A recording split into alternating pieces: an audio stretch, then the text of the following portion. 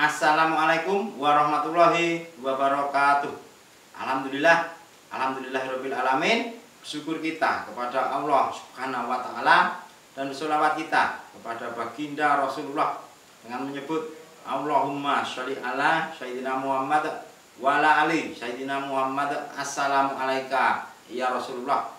Alhamdulillah, jumpa lagi dengan saya Aneka dari Majelis Sabilul Muttaqin. Semoga kehadiran kami bisa bermanfaat untuk Anda semua dan semoga bisa berkah untuk kita semua. Amin. Pada kesempatan ini saya ingin membahas 5 hal yang akan menghancurkan hidup kita. Yang pertama yaitu masa lalu. Banyak orang yang mengalami luka batin yang tidak bisa mengatasi dan berlarut-larut dalam kesedihan karena masa lalu. Itulah sebenarnya itu tidak penting. Kita harus fokus kepada masa depan. Masa depan itu yang penting. Bagaimana kita bahagia, bagaimana kita sukses. Dan ini yang belum banyak orang tahu, bahwa kepedihan, luka batin itu justru yang akan menjadikan kita sukses, berhasil, bahagia di masa depan. Jadi jika kita menyadari bahwa masa lalu yang kelam, luka batin itu menjadi sebab untuk kita menjadi sukses besok, tentunya kita akan ikhlas. Kita ikhlas menerima ketentuan dari Allah Subhanahu wa taala tentang apa yang kita lalui di masa lalu. Jika kita berbuat salah, perbanyak istighfar dan perbaiki diri. Jadi intinya segera lupakan masa lalu kita yang buruk. Kita fokus untuk masa depan supaya kehidupan kita bisa sukses, bisa bahagia dan hidup kita tidak hancur. Yang kedua yaitu keyakinan yang terbatas. Yang benar itu kita harus memiliki keyakinan yang bulat, yang 100%. Karena jika kita melihat kemampuan kita, otomatis kita akan down, tidak akan yakin. Tetapi jika kita melihat kebesaran Allah Subhanahu wa taala, otomatis kita akan yakin Allah Maha Besar, Allah bisa untuk segalanya. Allah bisa merubah hidup kita. Allah bisa membantu kita, memberikan peluang-peluang. Itulah jika kita berserah diri kepada Allah dan memperbaiki keyakinan pada Allah Subhanahu wa taala, maka hidup kita pun akan yakin dan itu tidak akan menghancurkan hidup kita. Yang ketiga yaitu hubungan percintaan.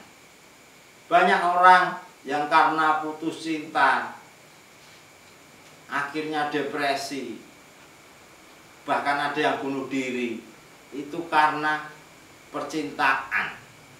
Sekarang kita harus belajar bahwa percintaan itu sebenarnya fana, kesenangan sesaat. Jika kita mengejar satu percintaan, kesampaian, itu fana. Kita pun nanti akan ingin mengejar yang lainnya. Sampai berpuluh-puluh, bahkan beratus-ratus manusia itu tidak ada kepuasan.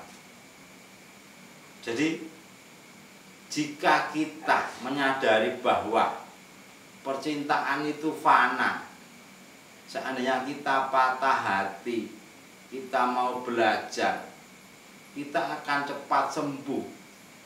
Dan kita, masalah percintaan itu tidak akan menghancurkan hidup kita jika kita mau belajar. Yang keempat yaitu pendapat orang lain.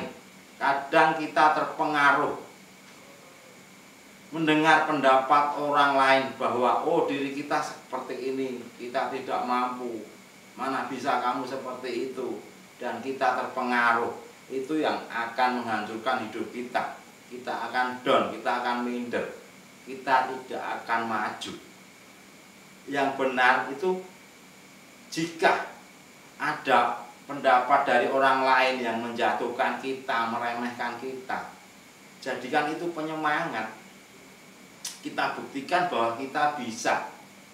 Jadikan cambuk untuk kita, sehingga pendapat orang lain tentang kita tidak menghancurkan kita, tetapi justru meningkatkan semangat kita untuk meraih kesuksesan.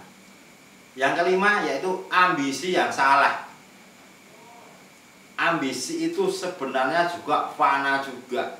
Jika kita berambisi, misalkan jabatan 1 sudah kita dapatkan, otomatis kita akan berambisi lagi untuk jabatan 2. Jabatan 2 sudah kita dapatkan, pasti kita akan berambisi lagi untuk jabatan 3 dan seterusnya. Itu tidak akan ada puasnya jika kita mengikuti ambisi untuk jabatan tadi. Suatu contoh, terkecuali niat kita itu mengejar jabatan untuk kita beribadah, untuk kita berjuang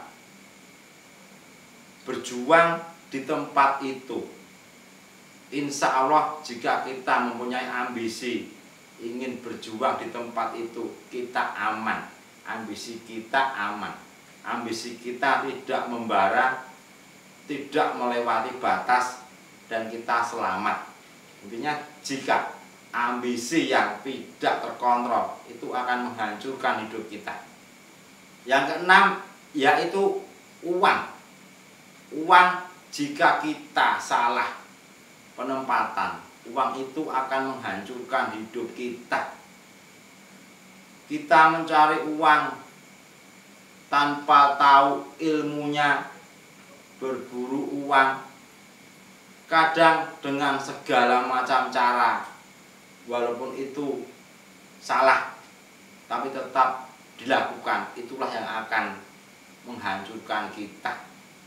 Tetapi jika kita ingin uang banyak, ingin kaya, tetapi kita melewati jalur yang benar, jalur agama, kita sami'na wa ta'na kepada Allah Subhanahu wa Ta'ala, otomatis kita akan aman. Kita bisa kaya, apa hajat kita bisa kabul, dan itu aman untuk hidup kita. Saya rasa materi ini cukup. Semoga bisa membantu dan bermanfaat. Mohon maaf jika ada salah-salah kata dari kami. Karena kurangnya ilmu kami mohon maaf yang sebesar-besarnya. Akhirul kalam, wabillahi taufiq wa hidayah. Wassalamualaikum warahmatullahi wabarakatuh.